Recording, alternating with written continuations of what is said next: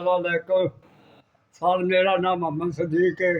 गरीब बंदा बीमार आ, देख सकते हो। साल पूरा हो गया मंजी ते पिया। पुत्तर गरीब है, अपने बच्चे वाले मेरिया धियां 5 आपो अपने घर वालियां नो भी इतने जोगिया ने वह प्यो का इलाज करा लीए। बस मैं तो मंजी ते पे आ, कोई पैसा नहीं, कोई धेला नहीं, कोई दे छड़े चार आने तो रोटी खा लेना, नहीं तो चुप करके पिया रहना।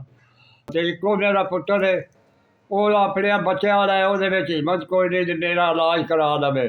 ਲੱਖ ਸ਼ੁਕਰ ਹੈ ਜਿਹੜਾ ਆਪਣੇ ਬੱਚਿਆਂ ਦੇ ਵਿੱਚ ਖਵਾਉਂਦਾ ਅਤੇ ਅੱਲਾ ਤੁਹਾਡਾ ਭਲਾ ਕਰੇ ਅਤੇ ਤੁਹਾਨੂੰ ਚੋਖਾ ਦੇਣੇ। ਮੈਂ ਦਵਾਈ ਉੱਤੋਂ ਵੀ ਉਨੇ ਤੇ ਆ, ਕੋਈ ਮੇਰੇ ਇਲਾਜ ਕਰਾਣੇ ਵਾਲਾ ਨਹੀਂ, ਕੋਈ ਕੁਝ ਨਹੀਂ, ਨਹੀਂ ਦਾਰੂ ਨਹੀਂ, ਦਵਾਈ ਨਹੀਂ ਲਾਣੀ ਨਹੀਂ ਦੇਣੀ, ਇੰਨੇ ਮੈਂ ਮੰਜੇ 'ਤੇ ਪਏ ਆ।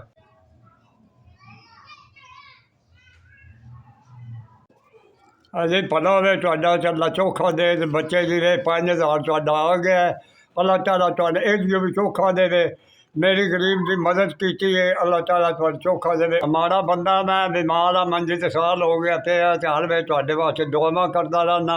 अल्लाह ताला तुहाडे बच्चों भी सुख दे ते तुहानू भी अल्लाह सुख दे, अल्लाह चोखा दे। तुहाडी मदद हो गई है तो हुण मैं दवाई दारू लैना है ते अल्लाह भला करे ते अल्लाह चोखा दे। अल्लाह तुहाडे ते करम करे, रहमत करे, अल्लाह ताला अल्लाह नेकी दे।